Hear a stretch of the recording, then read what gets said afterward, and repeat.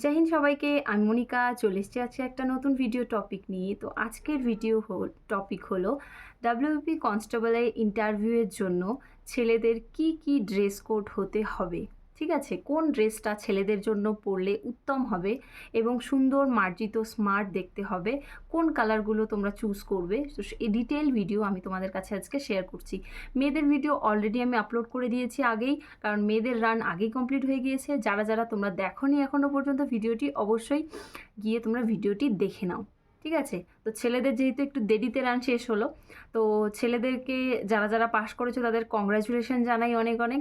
আর কিছুদিনের মধ্যে তোমাদের সকলের উর্দি পড়ার স্বপ্ন পূরণ হতে চলেছে। তো আর একটা মাত্র স্টেপ বাকি, তো সেই স্টেপটা ভালো করে পূরণ করলেই তোমরা কিন্তু ওয়ার্দি পড়তে পারবে। ঠিক আছে, তো ছেলেদের আমি বলবো যে মেয়েদের তুলনায় ছেলেদের ড্রেস আপ কিন্তু অনেকটাই সহজ হয়। মেয়েদের যেমন বিভিন্ন জিনিস মনে রাখতে লাগে, ছেলেদের কিন্তু খুবই নর্মাল ড্রেস আপ আর কি। সাধারণ শার্ট, প্যান্ট, বেল্ট, জুতো আর ওয়াচ, বিয়ার্ড, হেয়ারস্টাইল, ব্যাস এতটুকুই। এর থেকে বেশি কিন্তু খুব একটা প্রয়োজন হয় না।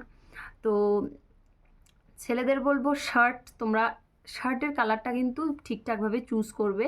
কারণ দেখো, ইন্টারভিউ রুমে কিন্তু গিয়েই তোমাদের কিন্তু প্রথমে তোমাকে দেখবে, তাই না? একদম ওভাবে দেখবে না যে পুরো দেখছে, এরকম না। কিন্তু তুমি যখন ভেতরে ঢুকবে তখন ফার্স্ট ইমপ্রেশন হচ্ছে তোমার লুকটা। ঠিক আছে, তো অবশ্যই তোমার লুকটা তো সুন্দর হতেই হবে, স্মার্ট হতেই হবে।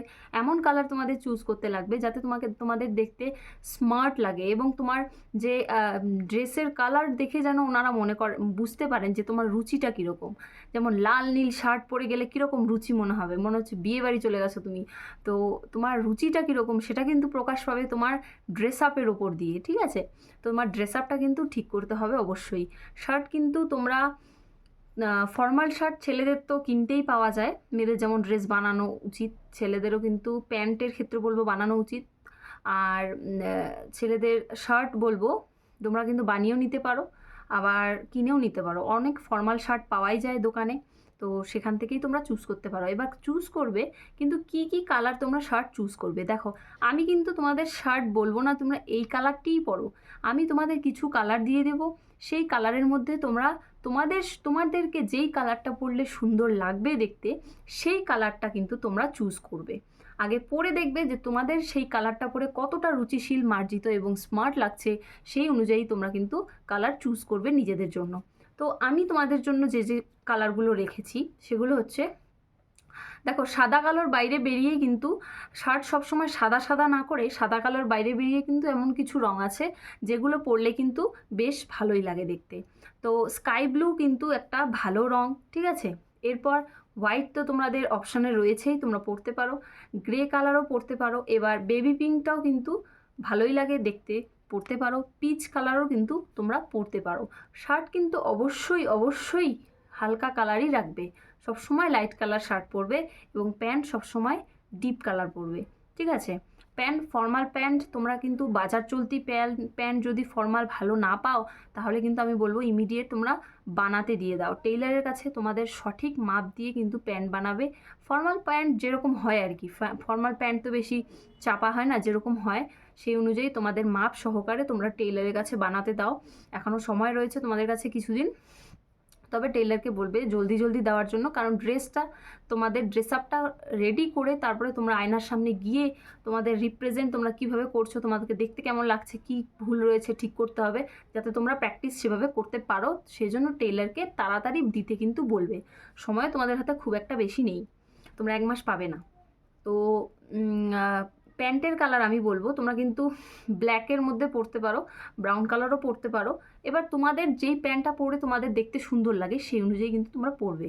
ঠিক আছে, প্যান্টটা কিন্তু আমি সাজেস্ট করব তোমরা টেলারের কাছেই দিয়ে কিন্তু বানাও। আর তোমাদের হচ্ছে শার্ট কিন্তু বেশি ঢিলা বেশি টাইট কিন্তু হলে হবে না। আর বলবো বেল্ট আর শু বলবো দুটো কিন্তু সেম কালারের কিনবে। ছেলেদের বেল্ট আর শু দুটো কিন্তু সেম কালারের কিনবে। সেটা তোমাদের নির্ভর করবে তোমাদের শার্ট আর প্যান্টের ওপর। ঠিক আছে, শার্ট আর প্যান্ট তুমি কী কালার পরছো সেই অনুযায়ী নির্ভর করে বেল্ট আর শু কিন্তু তোমরা পরবে। শু কিন্তু সবসময় ছেলেদের যে ফর্মাল শু, দোকানে গিয়ে বলবে ফর্মাল শু কিন্তু পরার চেষ্টা করবে। ফিতে বাঁধা যে শুগুলো থাকে না ছেলেদের ফর্মাল, সেগুলোই কিন্তু নেওয়ার চেষ্টা করবে, ঠিক আছে? যেগুলো কালি করা যায় থাকে না অনেক বড় মুচির দোকানগুলোতে থাকে, যেখানে জুতো বানায় আর কি, সেখান থেকেও তোমরা নিতে পারো, এমনি দোকান থেকেও তোমরা নিতে পারো আর কি। আর বেল্টের ক্ষেত্রে বলবো ফ্যান্সি বেল্ট কিন্তু পরবে না। বেল্ট নর্মাল যেগুলো হয় না, নর্মাল বেল্ট যেগুলোর ওপরে কোনো মানে থাকে না, ডিজাইন থাকে না, সেগুলো পরবে, একদম নর্মাল বেল্ট পরবে। হ্যাঁ, আর হচ্ছে তোমাদের বলবো ঘড়ি ঘড়ি কিন্তু সবসময় অ্যানালগ ওয়াচই পরার চেষ্টা করবে, কাটা দেওয়া ঘড়ি যেগুলোকে বলে। স্মার্ট ওয়াচ কিন্তু অ্যাভয়েড করার চেষ্টা করবে, মেয়েদেরকেও বলেছি তোমাদেরও বলছি, স্মার্ট ওয়াচ অ্যাভয়েড করার চেষ্টা করবে। আর হচ্ছে তোমাদের বিয়ার্ড আর্ট হেয়ার স্টাইল, চুল কিন্তু মার্জিত রাখতে হবে, এরকম ফুলো ফুলো এত বড় বড় চুল কিন্তু নো, অ্যালাউ না, ঠিক আছে?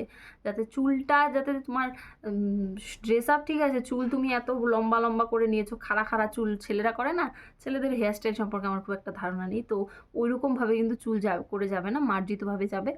আর হচ্ছে বিয়ার্ড কিন্তু তোমরা চাইলে ক্লিন শেপ করতে পারো, ঠিক আছে, ক্লিন শেপ করে যেতে পারো বা হালকা রাখতে পারো এরকম। আর যাই হোক, খুব বেশি না রাখাই ভালো, কারণ পুলিশের ক্ষেত্রে কিন্তু ছেলেদের বিয়ার্ড থাকা মানে ঠিক নয় আর কি। তো আর একটা কথা বলার ছিল, সেটা হলো জুতো। ছেলে মেয়ে উভয়কেই বলা আর কি, জুতো কিন্তু তোমরা এমন জুতো কিনে মানে নেওয়ার সময় পরে দেখবে যাতে জুতাটা যেন খটখট খটখট আওয়াজ না হয়, ঠিক আছে? ইন্টারভিউ যখন রুমে ঢুকবে তখন যাতে জুতোর আওয়াজটা মানে ওখানকার স্যার ম্যাডামদের যাতে কানে না লাগে, মানে অন্যরকম যাতে একটু না লাগে, নর্মাল যেরকম জুতোর আওয়াজ সেরকমই যেতে হয়, খ্যাট খ্যাট খ্যাটকার জুতো কিন্তু কেনার চেষ্টা করবে না, ঠিক আছে? আর ছেলেদের বলবো টাইয়ের ব্যাপারটা বলবো, আমি বলবো যে টাই অ্যাভয়েড করলেও পারো কিন্তু টাইটা, আর যদি কেউ পড়তে চাও যে পরে সুন্দর লাগছে তো পড়তে পারো, কিন্তু আমি বলবো যে অ্যাভয়েড করা ভালো। তো ছেলেদের তো এ কটাই জিনিস, মেয়েদের যেমন হাজারো জিনিস, অনেক টাইম লেগেছে মেয়েদের ভিডিও বানাতে, যাই হোক। তো এত দূরই ছিল তোমাদের ড্রেস আপের ভিডিও, এটা ফলো করে তোমরা পরীক্ষা দিতে যাও, মানে তোমাদের লাস্ট স্টেজের interview, it means personality test, তোমাদের কিন্তু মেধার টেস্ট, তোমাদের ফিজিক্যাল টেস্ট কমপ্লিট, এখন তোমাদের পার্সোনালিটি টেস্ট। তো তোমার পার্সোনালিটি টেস্টটা কনফিডেন্টলি দিয়ে আসো, আশা করি তোমাদের সকলের চাকরি হয়ে যাবে। আর যারা যারা মার্ক পাস করেছো তোমাদের অনেক অনেক কংগ্রাচুলেশন, তো প্রথমেই জানিয়েছি, তোমাদের চাকরিটাও আশা করি হয়ে যাবে। আর ইন্টারভিউয়ের বিভিন্ন কোশ্চেন আনসার উত্তর আমি দেব, আর মেয়েদের ভিডিও আমি অলরেডি আপলোড করে দিয়েছি, তোমাদের যা যা ভিডিও প্রয়োজন, আর যদি কোনো প্রশ্নের উত্তর জানার থাকে তাহলে কমেন্ট বক্সে কমেন্ট করো, আমি অবশ্যই উত্তর দেওয়ার চেষ্টা করব। তো থ্যাংক ইউ ফর ওয়াচিং।